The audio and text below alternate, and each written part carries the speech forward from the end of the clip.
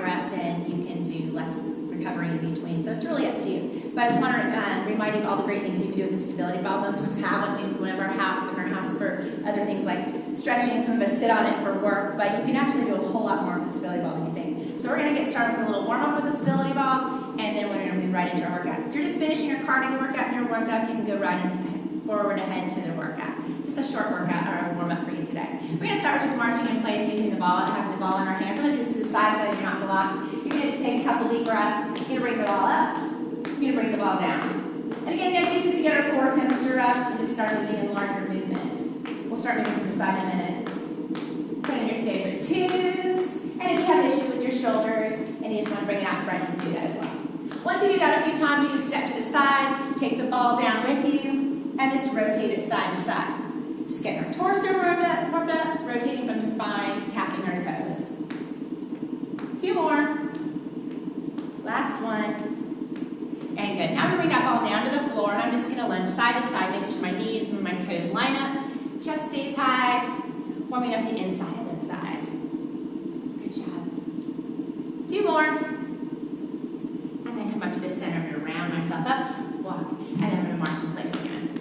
So you can go through that a few times. If your body needs a little bit longer to warm up, you can do that as well. I always like to get down on the floor and roll a little bit before I warm up, but you have a couple options there.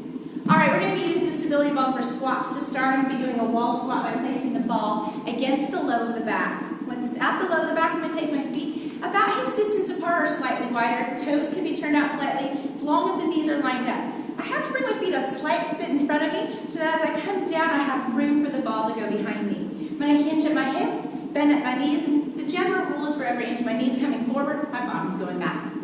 I can add weight if you got weights at home, or you can just use simple body weight. Inhale as I come down, exhale as I come up.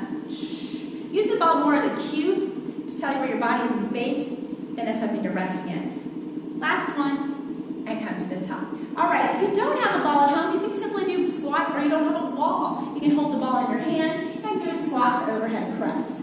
Second exercise we're going to couple this with is a rollout. For the rollout, you're going to be using lats, triceps, and it's a moving plank. That's what I tell my clients, the moving plank. Take your hands right on top of the ball, you're kneeling. From your knees to your hips to your shoulder, it's all zipped up in one line, keeping that natural curve. I'm going to come forward as if there's a magnet in the ball, keeping me in that same straight line. One of the critical things that go wrong with this is people let their upper body get way out there, but they forget and then leave their caboose behind. So take it with you. Inhale as you go out. Exhale, push back up. As I'm coming out there, watch my shoulders don't pop up. Drop the shoulder blades down. And again, feel those plank muscles working as you come back out. Inhale, reach out. Exhale, press. For those of you at home going, man, I love this exercise, but I need a little bit more challenge because I'm used to doing this closer to the floor. Get on out there, bend the elbows, bring them in, bring them back out, and come back up. Let's do that one more time. Inhale, come back out. Exhale, pull those elbows in. Inhale, back out, and press all the way out. Let's go back to that first exercise. Squats on the wall. Ball squats. Wall on the ball in the back. Feet a little bit wider than hips distance, and come right back down into that squat. Inhales, you're coming down. Exhales, you're coming up. Again, if you have weights at home, you can add bicep curls, overhead press, lots of different things you can add. For those of you who want a little bit more of a challenge to the legs, you can come down, give yourself a quarter squat, and come back up. Inhale, come down. Exhale, come up. One more time. Let's give yourself a little challenge for those of you who aren't quite tuckered out yet. Stay down there and hold for 8, 7, 6, 5, 4, 3, 2, and come all the way up. Back to that secondary exercise. Lat roll out. Lats, triceps, and abs all working together. On our knees, balls out in front, hands are on top of the ball. Shrug those shoulders back, lift the chest, and glide that chin back so those ears are right on top. Inhale, come back out. Exhale, press down. So this is the first time you're doing this exercise, and maybe you're just starting to do core exercises, and planks alone are really tough for you. Don't feel like you have to go that far out there. Barely shift forward, barely bring it back. Just trying to keep the technique and control, and then you can add range of motion as you get stronger and as you get more endurance. 2 more. One more time. And all the way up. All right, let's move to our second set of exercises. We're going to start with the lunge with rotation. The lunge with rotation on my right foot forward, my left foot back. And I can either be in that open hip lunge, or what I like to do most of the time is getting my weight stacked on my front leg, because this is a more functional movement. So I'm going to show you this way as well. Shoulders back, take a deep breath, I'm going to come down. I'm going to rotate to my right side, come back to the center, and come up. Come down, notice my hips down, do not move. And I'm rotating from the chin and chest and belly button. Good. Take a deep breath. Some options here. Of course, you can bring it down low, scoop it up, and then come back up. But the idea is to pause in that position so that the leg has some extra work to do. One more time. Come down slow, bring it down, up, and step forward. Let's move to our opposite leg. I'm just going to switch sides. So left leg forward, right leg back. Again, I'm stacking the majority of my weight on my front leg. I'm going to come down nice and slow. I'm going to turn, come back up. Good. Now, by not stepping forward and back at each rep, I'm keeping the weight in that front leg pretty consistent. This leg, you get a little bit more work than stepping up and changing the weight each time. Again, you have that option. Coming down, bringing the arms down, and coming back up. Engaging the core. Knee stays forward, toes stay tracking. One more time. An option for this one, if you're still having a hard time with those single leg movements, is to use that ball on the back. Step on that right leg, left foot gets out of the way, and slowly come down with the same exact sequence with a little bit of assistance. So that's just a little tip that you can use if you're just getting new to this. Second exercise you're going to couple this with is a plank push-up. Option of the tuck as well. So you're going to walk out on the ball, and here's what's so great about the ball, and people forget, is that you can change the weight on this so easily. The further I walk out, the heavier this gets. So even if I'm a beginner, I can start a little further back, my shoulders down. And notice I'm using about a 55 centimeter ball because I don't want it to be too high. I can slowly load, dropping and bending my elbows, moving my chest towards the floor, and press up. If I need more resistance, I can get out there a little further. Remember, all plank things apply. Keep those hips drawn up. Make sure those glutes feel like apples. Crush the bar as I press up. Draw those shoulders down. Two more. One more. Where's that option? It's that tuck, where you draw in, pulling from your hips and ribs, and then bring it back and drop into that push-up. One more. Bring it back and walk all the way back. So let's go back to that first exercise. Lunges with rotation, right foot forward, left foot back. Chest is up nice and high. Now you're warm, right? So you're going to take that weight, load it onto that front leg, rotate to the right, come back to the front and back up. Come back down. Excellent. You want to add some balance challenge to this. You can come up with that leg. You can see that was a challenge. Options. Good. Two more. Last one. And back up. Excellent. Shoulders are getting a little work even though seeing is it real heavy. The further you hold it away from your body, the heavier it is. So if you're feeling some strain in the neck, bend those elbows and get it a little closer or get rid of the ball altogether. Come down nice and slow on that left leg. Rotate to the left. Come back up. Inhale. Good. Keep moving. Now every movement has something moving and something that's not. So think about those things that are not moving. Stabilize with force like someone's trying to knock you over. 3 more. 2 more. Last set of these guys. 1 more. And all the way up. Excellent. Let's go back to that secondary exercise, the push-up tuck. Again, here's an option. Don't have to do the tuck, but you can add it in. So I'm going to walk out on my hands and get a good amount of tension for me, meaning for my body weight today and this moment in my progress, this is where I need my weight. I'm going to tighten everything up in my plank. I'm going to inhale, come down, exhale, press, and then tuck. If I just pull my knees into my chest, I'm going to lose the exercise. I want you to feel as if your legs are paralyzed and you're drawing that ball up and underneath you using the strength of your abdominals. Good.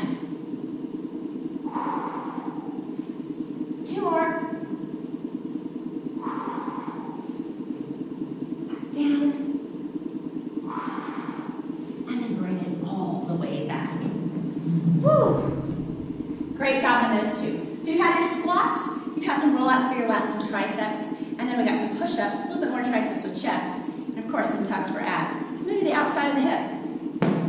You're gonna come down to the floor and kneeling. You're gonna pull the ball right up next to your body.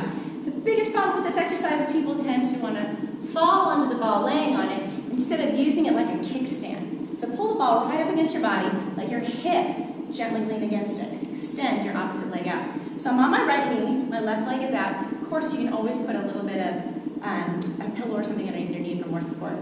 From here, take a deep breath, exhale up, inhale down. As I'm lifting, I'm trying to keep the leg slightly behind me so that I don't overuse that hip flexor. It may not come up that high, and that's okay. And notice the hip. It's not going to move real high up into that QL muscle. I want to keep it back in those glutes. 3 more.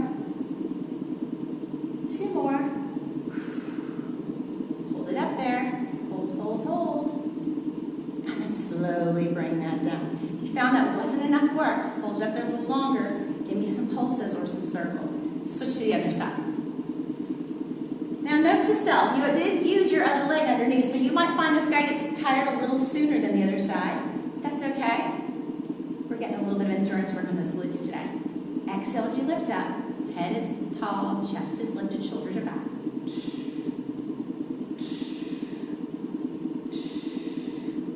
Keep working from that glute. Foot's flexed, toes turned up.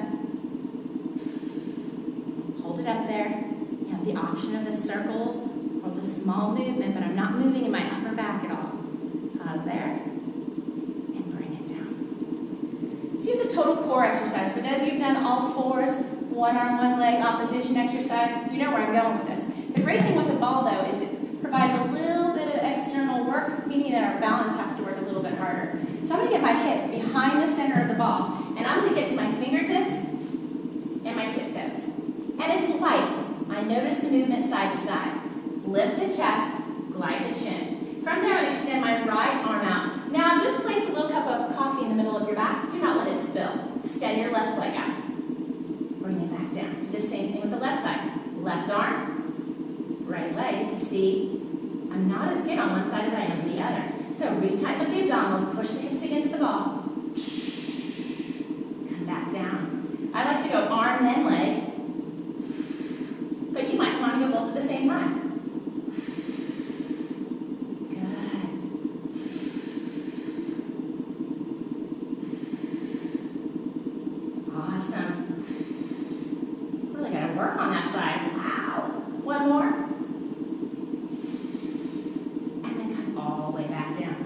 Go back to that outside of the hip, ball against the side of the body, hip kickstands against the ball, extend that leg out.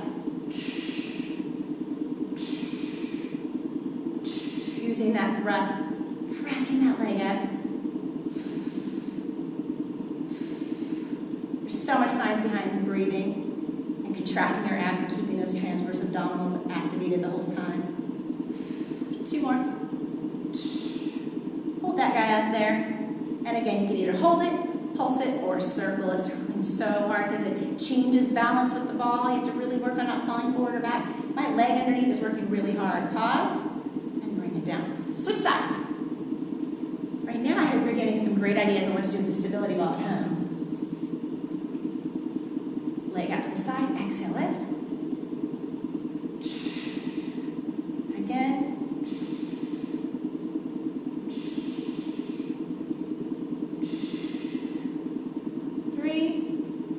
Last 2. Last one, hold that up there, and then a small circle. Woo, without falling forward or backwards. Use those abdominals. Push that bottom foot down to the floor. And then recover. Bring it down. Let's go back to that 4 point. So this really works for spinal erectors, but obviously it works for balance as well. The idea is to stay nice and long and not worry about getting really high. So my hips are on that ball, my fingertips are on the floor. And if you find this to be just too much on the ball, or you find it to be too much pressure on your abdominals, pull the ball out from underneath you. Go back to just being on the floor on all fours, and exhale with one arm and one leg. And then go back to the other side. So there's always options, there's always a modification, as I like to tell my clients, there's always another way to get there. Find success in your movement.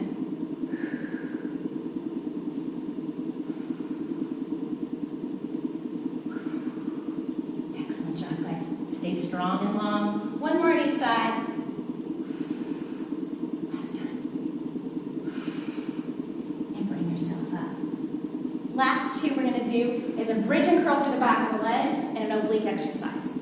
This is one of my favorite exercises to do with the ball. No matter how strong you are in this movement, the stronger you get, the harder you can make it, because it's all about how much power you're drilling down into that ball and creating friction along the floor with the ball. So I'm going to lay on my back. I'm going to press my feet directly on top of that ball. My hands will be to the side. I'll show you a couple modifications first to make this a little tougher for you. The first movement is pressing my feet down into the ball, dragging the ball towards me, using hamstrings, not my calves. Keep my toes nice and light.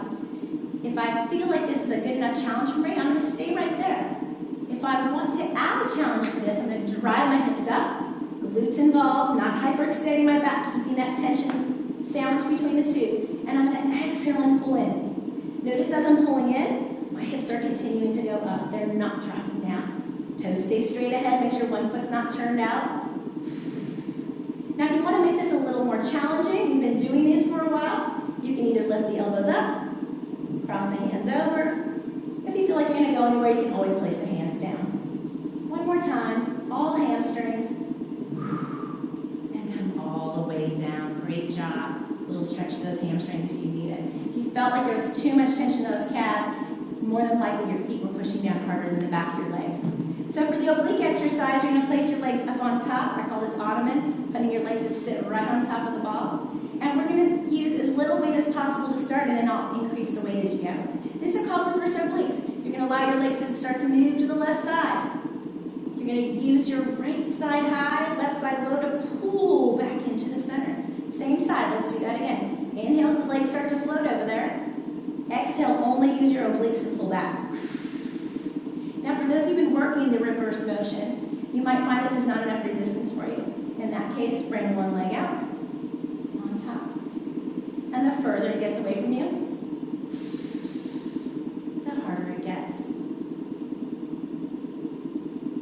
So notice the shoulder blade stays down, but my bottom is going to leave the floor. And then I'm going to pull with my obliques right back up one more time. Inhale as it floats over. Exhale, pulls back up. And then bring the foot down. Great job. Instead of going to the other side, we're going to hold on to that. Let's go ahead and do our bridge and curl, a second set of these, and then we'll move to the obliques on the other side. Heels on top, hands by the side. Press through the floor, lift the bottom up. Drag and pull that ball underneath. Inhale and